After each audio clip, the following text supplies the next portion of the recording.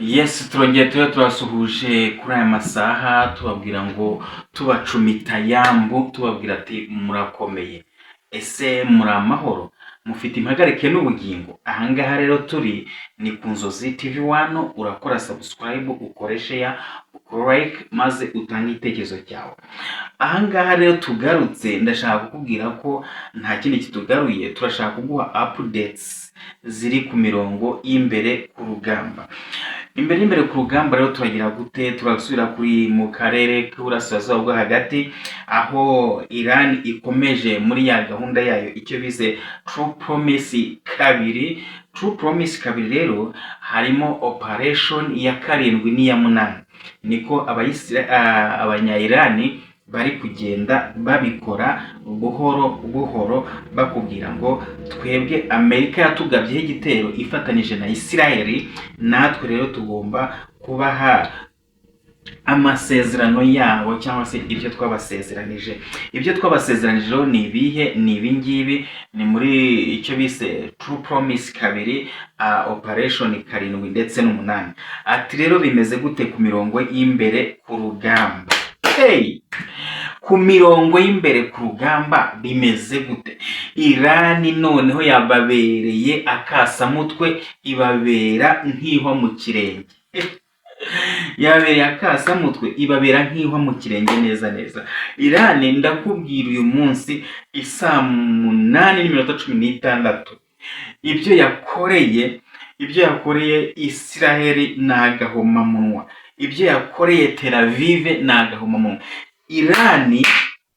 Iran yakoze agashya, aho Iran yakurasiye muri Israel, irasa Tel Aviv, irahatwika, irahindura umuyonga, irasa Tel Aviv, irasa icyo aho bita Haifa. Urumva ndakubwira aho yagiye irasa, irashe Tel Aviv, irasa Haifa, irasa Hebron,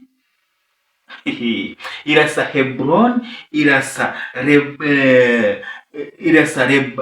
Rehoboth. Urumva ahantu yagiye irashe Rehoboth, irasa Yerusalemu, irahashwanyaguza, irasa no ku nzu ya Netanyahu cyangwa se ku rugo rwa Netanyahu, Imana ikinga ukuboko. Ariko ndakubwira ngo hose mubwiye Israel yaharashe mu cyo bise True Promise kabiri, operation 7 ndetse n'8. Ni ibintu rero bidasanzwe biri kubera muri aka karere ko burasirazuba bwo hagati, by'umwihariko ndetse no muri Israel. Ibi bintu rero ntibisanzwe, muri ibi bitero bidasanzwe Iran iri kugenda igaba muri kariya gace. Ariko subu ibigenda gute? Ni ukuvuga ngo Iran imira kubwira ko iri kwihaniza ikibi, cyangwa se kiri kurasa Lucifer, mirarasa Satani, mirasa Sekibi, niko Iran iri kuvuga. Ikomeje mu bitero bya retaliation, ibitero byo kwihorera, niho Iran iri gukora agashya ariko kadasanzwe. Iran baravuga ko ifite ibisasu nabyo byayobeye abanyamerika, bikayobera abayisiraheli. Aho bari kurasa igisasu kigakubita kikamanuka muri bakazi hasi muri amazu y'imitamenwa y'ikuzimu, kikagenda kikabasya abihishemo, abagiye birukanyemo bose kikabagira gutya, kikabasya. Aha rero nshaka kukubwira, ndakubwira ko Iran atari agafu kivuga rimwe, kandi nk'uko yabibasezeranije ivuga ko izabaha iryo sezerano nk'uko yabibasezeranije. Niyo mpamvu yabyise ngo ni True Promise kangahe? Kabiri. True Promise kabiri, icyo bita True Promise kabiri, ndetse operation 7 and operation 8. Arabia Saudite,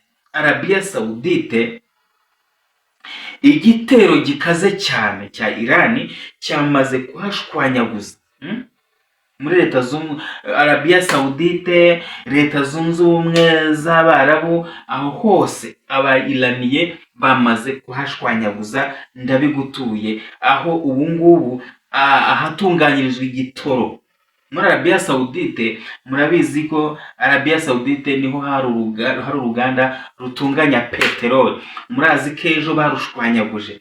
Uyu munsi noneho muri Leta Zunze z'Abarabu, Iran yahakoze agashya, yababwiye ngo ibyo mwakoze mugomba kubyishyura. This is a true promise. This is a true promise too. Urumva? Second a true promise. Iyi ni ukuvuga ngo ikiri gukora miratwika ikarangiza. Ahangaha rero ni ukuvuga ngo mu Leta Zunze z'Abarabu, Irani yagutwikiye noneho aho bacukura mu birombe by'igitoro, mu birombe bya peteroli, yaharashira hashwanyaguza mu masoko, mu birombe byaho hose yahashwanyaguje. Urumva rero izi ni update z'urugamba hano ku Nzozi TV hano tuba turi kuguhereza, ariko tukwibuza ngo ukore subscribe, ukore like, maze utange igitekerezo cyawe, icyo bita being beyond expectation. Being beyond expectation, ibyo Amerika cyangwa se ibyo uri gukeka cyangwa se uteganya. Hari ukuntu ukora ikintu noneho icyo wateganyaga ntikibe, cyangwa se hakaba ibyo utateganyaga, icyo bita being beyond expectation. Nibyo rero Amerika iri kubonera hamwe na Israel muri uru rugamba batangije kuri Iran. Twebwe tuguha updates zose ziri ku rugamba. Nakubwiye ngo isaa 8:16 nibwo muri Israel hari icuraburindi ridasanzwe, bumva ibiturika mu matwi yabo, injegeri badashaka kubyumva, abandi bagiye kuzimu babuze aho bahungira, bavuga ngo iyi ni imperuka noneho ibaye. Ibi rero ni ibintu dushakira ubusobanuro natwe tukabibura, ibintu Amerika iri gukora. Noneho Iran ikavuga ati dore true promise yanyu twabijeje turayibahaye. Niho rero bakurasiye Tel Aviv. Amerika na Israel barahungabana, baratangara, baravuga ngo twabera ibintu turabibona, aho barashweho misile zirenga 10 za ballistic missile. Ballistic missile murazi ko ari muri bwa bwoko bw'ibisasu. Muri bwa bwoko bw'ibisasu hari icyo twita za cruise missile, nizo twita za cruise missile, nizo twita za ballistic missile. Ballistic missile nakubwiye ni misile igenda inzira imwe, kucyo aho bayitumye ikabaho ariho ijya. Ariko noneho hari icyo bita cruise missile. Cruise missile ni ya misile igenda ikurikiye aho ikintu kigana. Urumva? Aho ikintu kigana nicyo twita cruise missile, ikagikurikira. Niba ari indege ukikwepa, noneho cruise missile ikayikurikira. Ibyo rero nibyo twita ni ubwoko bw'ama missile. Ariko hano Iran yo ikintu yakoresheje ballistic missile zirenga 10. None igisekeje muri izo misile harimo misile imwe yagiye irangije imaze guturika, havukamo misile zigera kuri 80 ntoye, utumisile dutoya tugera kuri 80. Bivuga ngo ni ibintu utakumva wa mugabo we wawe unkurikiye hano kuri TV Inzozi TV wano ntabwo wabyumva. Ahangaha rero ni ibintu bitangaje, aho misile imwe ibyara izindi 80 nazo ziri mu kazi. Ubwo rero ibi ngibi ni ukuvuga ngo Israel ifite ubushobozi budasanzwe, Iran ifite ubushobozi budasanzwe, Amerika itigeze expectinga ngo imenye expected imenye ngo ibi bintu bizarangira bite. Noneho rero ahangaha icyabaye, twebwe turibaza ngo ibitero Iran, hari ukuntu bari kuvuga ngo Iran mirarwana intambara idakurikije amategeko. Iran ntabwo irwana intambara ikurikije amategeko. Ushatse kuvuga iki aho uvuga ngo Iran mirarwana intambara idakurikije amategeko? Icyo gihe uba ushatse kutubwira iki? Uba ushatse kuvuga ngo iki? Ese abanyamerika n'abayisiraheli, Trump na Netanyahu nibo bari kurwana intambara ikurikije amategeko? aya mategeko ariko ubundi bayakura hehe? Ayo mategeko muyakura he? Aya mategeko muyakura kwande? Bivuga ngo murarwana intambara ikurikije amategeko. Njyewe nta nubwo njya mbikura ngo mbyumve mu bwonko bwanjye. Murarwana intambara ikurikije amategeko. Amategeko ashyirwaho nande? Amategeko ninde ugomba kuyubahiriza? Ninde ugomba kuyica? Ninde ugomba kwica amategeko ayobora ikiremwa muntu, ayobora isi, ayobora inyoko muntu hano kuri iyi si? Ninde ugomba kuyashyiraho? Ninde ugomba no kuyica? Ninde ugomba kuyubahiriza? Ibyo nibyo twibaza aha ku Nzozi TV1. Turabyibaza ngo ninde ugomba kubahiriza amategeko, ninde ugomba kuyica, ninde ugomba no kuyashyiraho? Ariko Israel, Amerika nukuvuga bo bigize abapolisi bisi, nibo bashaka kuyiyobora. Ariko se ibyo dushyize mu nyurabwenge numva ari byo?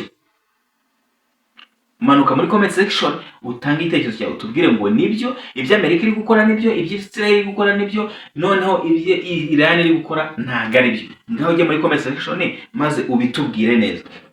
Aha rero turibaza, ese Netanyahu na Donald Trump ni ababyeyi?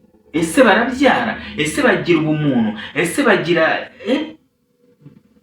bumva bafite igishyika cyo konsa no kubyara no guheka? Urebye ibintu bari gukorera muri Iran ni ibintu bitumvikana. Nyamara Iran yaritariyetinga ngo bakoze, ngo ntabwo bari kurwanya intambara ikurikije amategeko. Amategeko ni iki? Negative. Ibyo bintu ntabwo byumvikana kameme. Ntabwo byumvikana habe na gato. Aha rero turakubwira ngo aba bagabo barifashe bakurasira muri Iran, bakurasira ku kigo cy'abanyeshuri, hapfa abanyeshuri 201, abandi 760 barakomereka. Mon cher ami, ibyo bintu urabikururuka byumva? Abana badafite intwaro, abana batari abasirikare, abana batari iki, bose warangiza ukabica batakurwanyije, maze warangiza ugatubwira ngo Iran irarwana intambara idakurikije amategeko. Ese wowe urayakurikiza? Ibi bintu birababaje kandi biteye agahinda. Tukibaza tutano ku Nzozi TV1, ariko se Trump afite abana? Trump yarahetse? Trump, Netanyahu ni ntago babyara? Kuki iyo bica badasiga niyonka?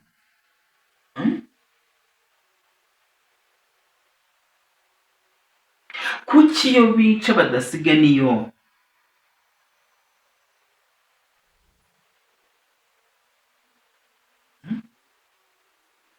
Ibi bintu bikwiye gusubirwamo, kandi isi yose ikwiye guhaguruka ikamagana Iran n'abanya-Israel uburyo bica bakamagana Amerika ndetse na Israel uburyo bashotora, bagaba, bico bashaka, bagakiza bashaka. Ibi bintu nimutahaguruka, uyu munsi ni Ayatollah Ali Khamenei, ejo ni wowe.